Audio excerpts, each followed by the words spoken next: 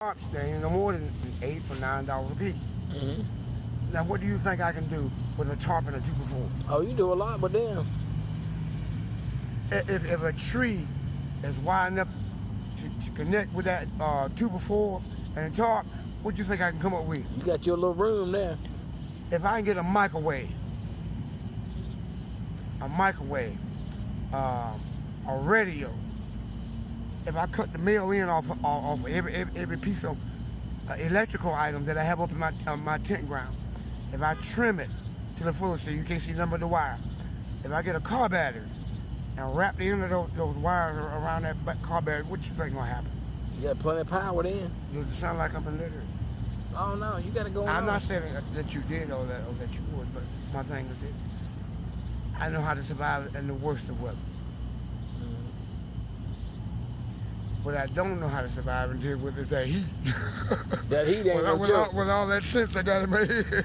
Yeah, that dehydrating ain't no good. Yeah. I don't have sense enough to stop and take time to get some Gatorade, drink some water, get out there. It's simple. I try to push myself to keep going. For whatever reason, I don't know why I do that, but well, you ain't a young man no more. I'll shut down. No, sir. I'll shut down. As hard as I try to push myself to keep going, to do what I need to do to make it through a one-day's journey. If my mind don't say no, my body and everything else gonna say what? No, I ain't having it. Boom. And that's gonna happen to me more times than one. Yeah. It happened to me in Greensboro. It happened to me in High Point. I had a pit bulldog with me there in Greensboro. The first time it happened to me, it scared me. I went to the hospital. On the way back from the hospital, they let me go. I fell out 3 times before I could get across to the bus stop after I had done across the street. The police officer said, "Mr. Harris, look, now, the first time we woke you up, your dog was sitting there looking crazy, wondering what's going on with you yourself. You got a beautiful pet bulldog. He's gray, solid gray. He has a white diamond in his chest. His eyes is golden brown. I got him from New Bern over there, right up on New Bern Avenue at the animal show. I paid $100 for him. Pet bull, beautiful pet bull. 3 times my body shut down. The oxygen shut down to my brain, and I, boom, collapsed in the broad daylight, in the middle of everybody and everything. My dog, I lost him 1 time. Somebody brought him back to me. The first time I fell out in front of the police officer. The 3rd time, the police officer felt it necessary to put me in the ambulance and take my dog. Made me literally they took my dog from me. They didn't take him. They took him and gave him to somebody who was willing to hold on to him until they took me to the hospital and figure out what was going on. Well, did they find out what was causing you to fall out? Yeah. I wouldn't take any time to do what I need to do to take care of myself. Oh, yes, sir. Well, you got to do that now, especially as hot as it is.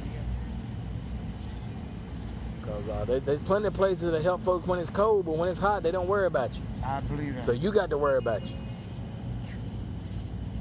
I agree. And I love you, man. I just met you. I love you. And the Father loves you. Okay. That's why you still here. That's why you breathing. That's why you got that nice bicycle. That's why he brought me behind this parking lot tonight to get you off this road. Because he loves you. Thank you, man. But you got to love you too. Thank you. I appreciate it. You got to love you too, brother. I'm working on it. I'm working hard on it, though. I'm working hard on it. You got to drink some water in this heat. Okay. You got to get something to eat. My wife don't want to cross there to get you something to eat now. And I don't eat like I should. And God knows I don't drink water much hardly. Well, I may take a sip of water every now and then. I think sometimes I can run off and add sip, but it don't happen like that. 16 ounces every hour if it's hot. That's what you need to do. Every hour? Every hour. 16 ounces. You know how I drink water, man? You need to drink 16 ounces every hour. Or some Gatorade 1. Now, I drink some water if I'm around it. And I mind you now, as of right now, as we speak, I live a step in the woods. I have a tent in the woods. I can take you and show you where it's at now. I mind you, I still, as of right now, from Greensboro to High Point, Chapel Hill, Durham, Raleigh. I've lived in homeless shelters. I've stayed in rescue mission, Durham Rescue Mission. I have not been in a shelter here in Raleigh Rescue Mission. Because you know why? From a homeless shelter to a rescue mission, they have too many rules. Utterly, totally, and completely ridiculous rules for a 50-year-old man should have to go through and live by, let alone go by, let alone follow. Now people can make themselves in this world out to be whoever or whatever they choose to be. But one thing, they will not ever be more than me, and that's more grown than I am.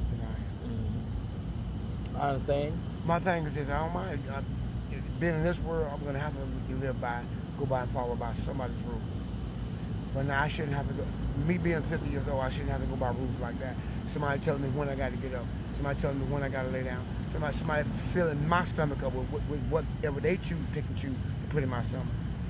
Somebody giving me a curfew. I have to be back at 9 o'clock, or else I'm gonna be back right exactly where I started from, in a tent in the woods. And if I'm late getting back for curfew, I'll lose my bed and my pillow, and they'll put me back on a mat on the floor. I might as well have to stay where I was at, if that be the case. Yeah. What you think about all that? Now you see why I choose to live in a tent in the woods.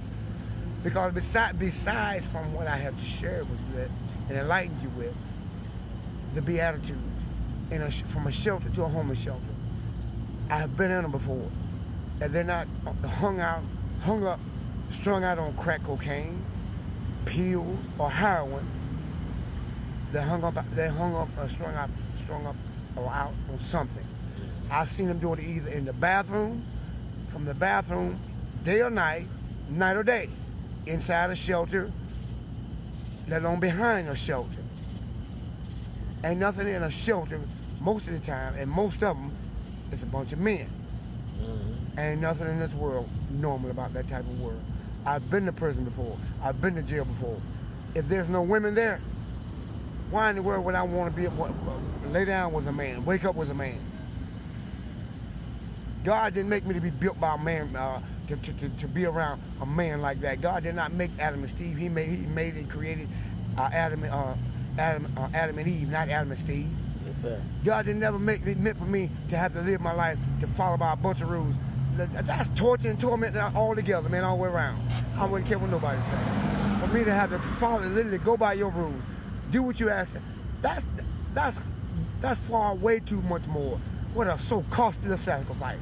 I'm gonna have to go through your rules, live by your rules, live with a man, wake up with a man, go to sleep with a man, breathe with a man, eat with a man. Where the women is?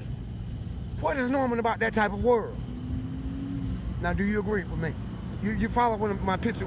Well, I'm trying to give you a general overall outlook. Well, I'm very familiar with homeless jails, from jails to prison, to homeless shelters, to rescue missions, it's basically all the same. Because most of them ain't full of nothing but a bunch of drug addicts, alcoholics, men. Do not have no respect for themselves, let alone anybody else. Most of them don't have no respect for the young nor the old.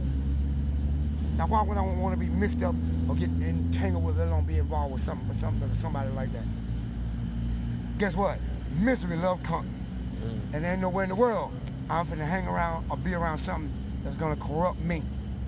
Misery loves company. Bad company corrupts good morals. Yes, sir, absolutely. Where does that come from? All of what I just shared with you comes straight from the Bible. Yes, sir. Very true, very true. All right. Now, why would you think I want to waste my time going and begging somebody? The only person that I ever need, the only thing that I ever need in this world or in this lifetime or any other lifetime, let alone on any other planet, let alone world, is the Lord Jesus Christ. Yes, sir. The only thing that I ever need, want, or desire to get to know, let alone come to know, is my real true creator, the one who spoke and holds everything into existence. That's God himself. Yes, sir. Now, if I miss that, then I might as well have done every and anything that I've ever done in vain altogether in the first place. Well, we got to get you drinking some water, though. Please do that for me, please. We got to get you drinking some water. If you don't drink some water, you're going to see that creator sooner than you wanted to. Well, I ain't trying to see You might be seeing sooner than he wants you to. Well, would you help me with that?